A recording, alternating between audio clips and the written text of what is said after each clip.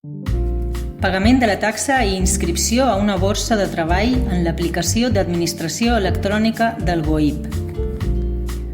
Per a realitzar correctament la inscripció a una bossa única de treball del Servei de Salut de les Illes Balears, accedirem des de la web corporativa de l'IPSalut i seleccionarem l'apartat Inscripció i/o actualització de dades en les borses de treball. La inscripció en una borsa de treball del Servei de Salut de les Illes Balears consta de 3 passos. El primer pas per a poder realitzar la inscripció és el pagament de la taxa. Per a començar amb el pagament de la taxa haurem d'accedir al sistema de tramitació telemàtica des del botó Accedir. Seleccionar el mètode d'autenticació per a la realització del pagament telemàtic a través de l'agència tributària. Els mètodes més recomanables són certificat electrònic, clave permanent. A partir d'aquest moment seguirem les instruccions de l'assistent de pagament. Tenir en compte els punts marcats per a realitzar el pagament. Una vegada llegida la informació, anirem al pas següent amb la fletxa que trobem en la part inferior de la pantalla. Seguint les instruccions de l'assistent, clicarem sobre Formulari de dades d'inscripció per a emplenar les dades. Seguint les instruccions de l'assistent, emplenarem el formulari d'inscripció posant especial atenció a les dades que hi ha introduïts per assegurar-nos, ja que són les dades que apareixeran després en les seves dades de la borsa de treball. Assegurar-nos que són i estan en l'ordre correcte i anem a la pantalla següent. En aquest apartat li donarem el desplegable per a seleccionar la categoria en la qual ens volem inscriure i el tipus de taxa aplicable. Una vegada seleccionada la categoria de bossa en la qual ens volem inscriure i la taxa aplicable, li donarem a finalitzar formulari. I en el pas 3 procedim a iniciar el procés de pagament.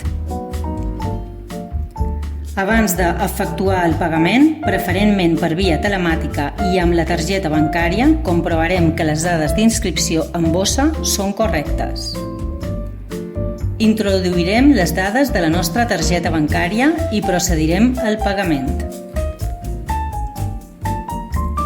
Una vegada realitzat el pagament, el sistema realitza el registre del mateix, pas 4, i ens porta al pas 5.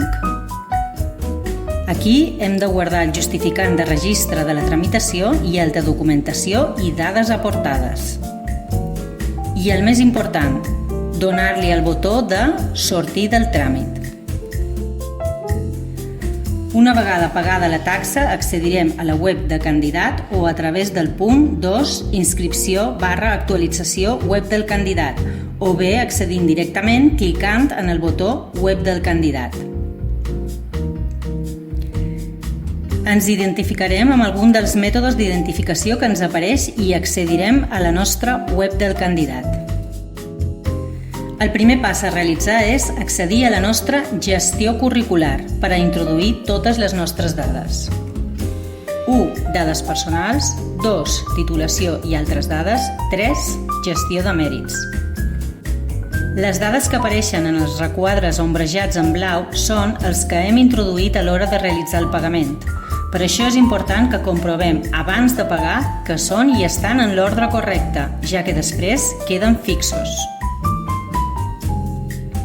La resta de requadres, en fons blanc, són els que hem d'emplenar amb les nostres dades. Una vegada emplenats, 1. Seleccionem els 3 quadrets blancs. 2. Li donem a gravar. 3. Etapa següent. Titulació i altres dades. Li donarem el botó d'afegir i introduirem les dades de la titulació requerida en la convocatòria. Només emplenarem la columna de nota expedient o qualificació expedient, la que aparegui en el certificat o expedient acadèmic, mai les dues. En l'apartat Idiomes afegirem el nivell de català i d'idiomes estrangers en cas que tinguem algun. I en altres dades a informar inclourem els que tinguem. Només és obligatori emplenar els apartats que tenen un asterisc vermell. Introduir les dades com apareixen en el document que portaran. Una vegada emplenats, 1. Seleccionem els 3 quadrets blancs, 2. Li donem a gravar, 3. Etapa següent. En aquest apartat trobem 3 pestanyes, les quals explicarem una a una. En la primera pestanya apareixen els serveis prestats en IPSALUT i no cal emplenar res, ja que els afegeix automàticament el sistema. En la segona pestanya introduirem els serveis prestats fora de IPSALUT. És important tenir en compte que no es poden solapar dates.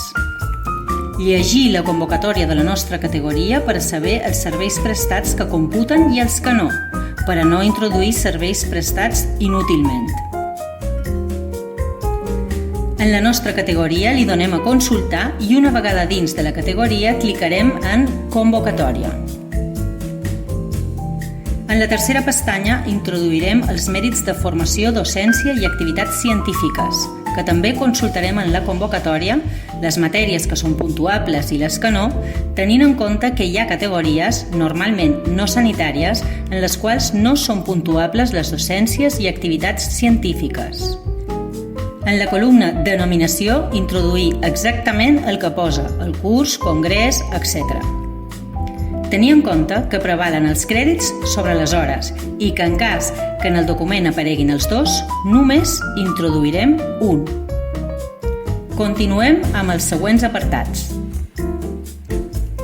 Lliscarem cap avall per acabar d'emplenar les dades que siguin pertinents i, com en els passos anteriors, 1. Seleccionem els 3 quadrets blancs. 2. Li donem a gravar. I en aquest apartat, com ja hem acabat d'emplenar totes les etapes, ens anem al botó de la part inferior esquerra i cliquem en Entrada. Important clicar en Entrada perquè es traspassin les dades i ens permeti continuar.